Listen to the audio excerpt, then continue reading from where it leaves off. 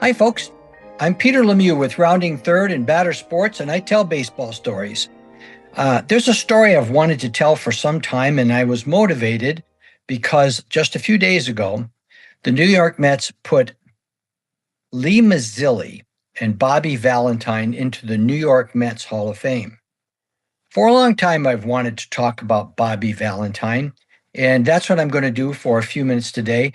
I want to tell you a few things people really don't know about Bobby Valentine and what makes him such an extraordinary person. First of all, let's talk about what made him famous. They call it Bobby Valentine's Mustache Game. It was on June 9th, 1999. The Mets were playing the Blue Jays at Shea Stadium, their home at the time. It was extra innings, and in the 12th inning, there was catcher's interference called on the Mets catcher, Mike Piazza. Of course, Bobby Valentine, being a very emotional guy, easily set off, protested and was kicked out of the game. What he did next is legendary. He went into the dugout and with black eye makeup, he drew a mustache on himself and put on fake glasses. Returned to the dugout thinking no one would notice him sitting there with a fake mustache and eyeglasses. Of course, he didn't get away with it. He was kicked out of the game and suspended for a while. And that has gone down pretty famously as Bobby Valentine's Mustache Game. That's a wonderful story, but that's not what I'm going to share with you today. I want to tell you a few things about Bobby Valentine that most people have no idea about what an extraordinary athlete and human being he was. So let's go back to Bobby Valentine in high school, playing for a place in Stamford, Connecticut called Rippowam High School. Okay, he was an all-state player in football, baseball, and track. Bobby Valentine was a very fast runner. He set 3 all-time all-state football records. He set records for career touchdowns, 53, career interceptions for a touchdown, 5, and he also set a career record for the 60-yard dash. His career interception TD record remains, having been tied, but no one has gotten to 6 TD interceptions. As a sophomore in 1965, he averaged rushing 5.6 yards a carry. He scored 21 touchdowns and led Rippowam to a 9-0 record and the state championship. Well, you think that's great. Great athlete at Rippowam? Hold on. Bobby Valentine was a champion ballroom dancer as a teenager. He was also regional competition at the Waldorf Astoria in New York, and he took part ballroom dancing at the opening of the World's Fair in 1964, excuse me. By the way, while he was at this high school, Bobby was, of course, the president of Student Council.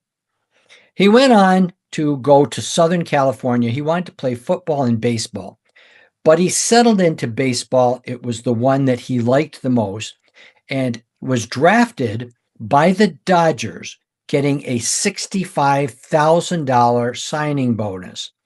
Now, in truth, Bobby Valentine's major league career was pretty much as a journeyman. He was effective with a lot of teams, never being a league leader in anything, but a guy who could play several positions. He ran very well, made contact on the ball. He was the kind of guy that teams could use. But in the minors, when he first started, he was at the Ogden Dodgers of the Pioneer League. And in his first year, he won the MVP of the league, batting .281 and slugging .460 with 20 stolen bases. He's the only one of 3 players in the whole league that played every single game. While he was there, he developed a lifelong, deep friendship with his manager, Tommy Lasorda. which speaks to how he did so much coaching and managing later on. 1970, with the Spokane Indians, Valentine was again the league MVP, this time batting .340, 14 home runs, leading the Pacific Coast League in 8 offensive categories. Injuries came in. He suffered a fractured cheekbone when he was beamed in the PCL playoffs. Later on, he had to have surgery on a ruptured ligament in his leg. He played with the Dodgers, the Angels, the Padres, the Mets, and managers. But subsequent to that, good major league career, but nothing, putting him in the Hall of Fame.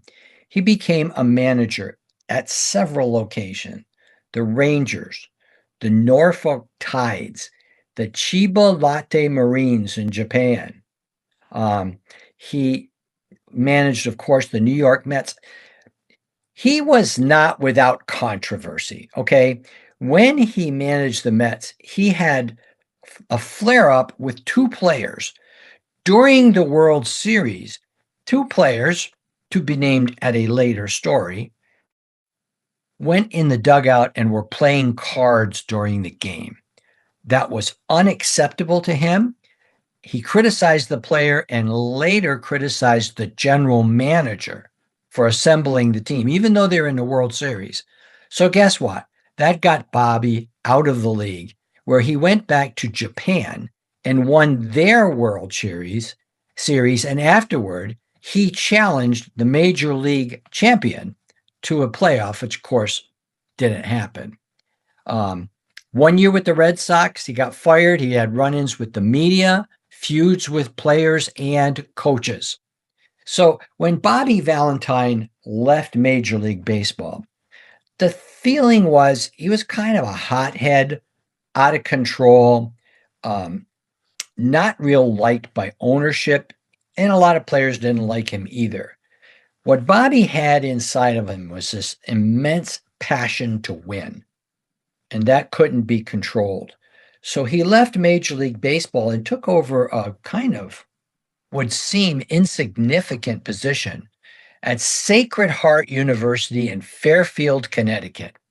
Now, while he was there, he got this university to replace the playing surface on the field, and eventually Sacred Heart invested almost $22 million in the construction of the Bobby Valentine Health and Recreation Center. Catch this, my friends. 57,000 square foot building, 3 stories high. It's a fitness facility for the whole student population, including indoor track, bowling, 18 bike spin centers, 45-foot climbing wall, exercise and weight training rooms. This facility opened in August 2019, the Bobby Valentine Health and Recreation Center. In addition to that, while he was the athletic director, they won the NEC, that's the league they're in, Best 8 Commissioner's Cup for excellence in women's athletics. He was driven to be the best he could. Now, not to put that aside, on top of being an athlete, a ballroom dancer, a player, a coach, a winning manager, a controversial manager, a successful athletic director, in May of 2021, Bobby Valentine decided he was going to run for mayor of Stamford, Connecticut as an independent, not supported by either the Democrats or the Republicans. At the end, he lost by only 1,500 votes to a woman, Caroline Simmons. And of course, being Bobby Valentine, after the election was over, he stated that there was voter fraud and he wanted it investigated. It didn't come to fruition. Folks, I share with you just a few thoughts. Bobby Valentine is more than the Mustache Man. This man was an incredible athlete in many sports. He was multidimensional for the skills he had in several areas. He was a leader. He was not afraid of confrontation. When he saw something wrong, he would state it. It was both his strength and his weakness. So when they have Bobby Valentine's Day at Citi Field, in my mind, this is a lot more than the mustache guy. This is an extraordinary human being who has accomplished a lot in his life. So today I want to say, tip of the hat. Thank you, Bobby Valentine. Thank you for letting us know about you and how this all works. And I will wish all of you a great day. Come back and see me again soon. Like, subscribe, and look forward to more stories from Rounding Third. Have a great day, everyone.